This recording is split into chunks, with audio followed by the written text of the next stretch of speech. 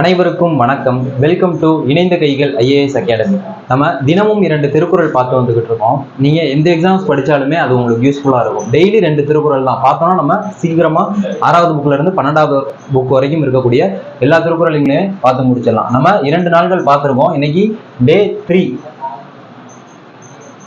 First 4 Thirukkural day 1 and டே 2ல பார்த்தோம்.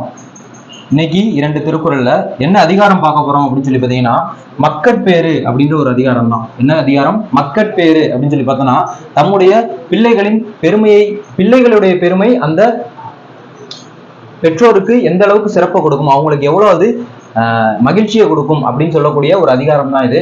இதுல 2 திருக்குறள் இன்னைக்கு பார்க்க போறோம். ஃபர்ஸ்ட் திருக்குறள் பாத்தீங்கன்னா, தம்மின் தம் மக்கள் அறிவுடைமை மாநிலத்து மண்ணுயிர்க்கு எல்லாம் இனிது அப்படின்னு இருக்காங்க. தம்மின் தம் மக்கள் அறிவுடைமை மாநிலத்து மண்ணுயிர்க்கு எல்லாம் இனிது அப்படின்னு இருக்காங்க. அப்ப பாத்தீங்கன்னா, தம்மை விட உங்களை விட தம்மை விட தம் மக்கள் அறிவுடைமை, மக்கள் அப்படின்னா பிள்ளைகள், தம்மை விட தம் பிள்ளை அறிவுடையவர்கள் அப்படின்னு சொல்லி கேட்கும்போது, உங்க பெற்றோரை விட நீங்க அறிவுடையவங்க அப்படின்னு சொல்லி உங்க பெற்றோருக்கு தெரியும் போது அது நம்ம மனிதர்களுக்கு மட்டும் இல்லாம மாநிலத்து மண்ணுயிர்க்கு எல்லாம் இனிது. மாநிலத்து அப்படின்னா இந்த அகன்ற உலகத்துல இருக்கக்கூடிய மண்ணில் வாழக்கூடிய உயிர்களுக்கு எல்லாம் இனிது.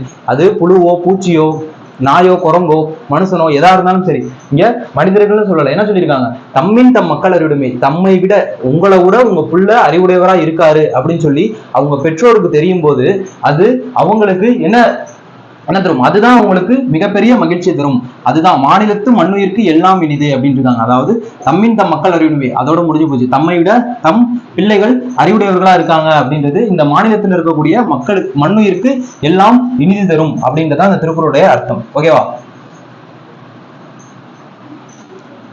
அடுத்து பாத்தீங்கன்னா, ஈன்ற பொழுதின் பெரிதுவக்கும் தன் மகனை சான்றோன் என கேட்ட தாய் அப்படின்னு இருக்காங்க. ஈன்ற பொழுதின் பெரிதுவக்கும் அப்படின்றது ஒண்ணு, தன் மகனை சான்றோன் என கேட்ட தாய் அப்படின்னு சொல்லியிருக்காங்க. இதுல ஃபர்ஸ்ட் இதை படிச்சோம் அப்படின்னா, தன் மகனை சான்றோன் என கேட்ட தாய், தன்னுடைய மகனை ஒருத்தவங்க யாரோ வந்து புகழ்றாங்க, உங்க பையன் ரொம்ப அறிவுடையவனா இருக்கான், சான்றோரா இருக்கான் அப்படின்னு சொல்லி கேட்கும்போது, உங்களுடைய பிள்ளை சான்றோரா இருக்கான், அறிவுடையவரா இருக்கான் அப்படின்னு சொல்லி அவங்களுடைய அம்மாவுக்கு தெரிய வரும்போது அவங்களுக்கு அது எந்த அளவுக்கு மகிழ்ச்சியை கொடுக்கும்னா, ஈன்ற பொழுதின் பெரிது ஒக்கும். ஈன்ற பொழுதின்னா உங்களை பெத்தெடுத்த போது உங்களுடைய தாய்க்கு எந்த அளவுக்கு சந்தோஷம் கிடைச்சிச்சோ அதை விட பெரிய சந்தோஷம் எப்ப கிடைக்கும்?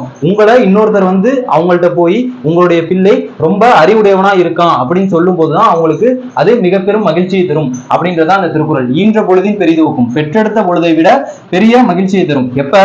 தன் மகனை சான்றோன் அப்படின்னு சொல்லும் போது, பிறர் புகழும் போது. ஓகேவா? ஓகே. அப்ப இன்னைக்கு 2 திருக்குறள் பார்த்திருக்கோம்.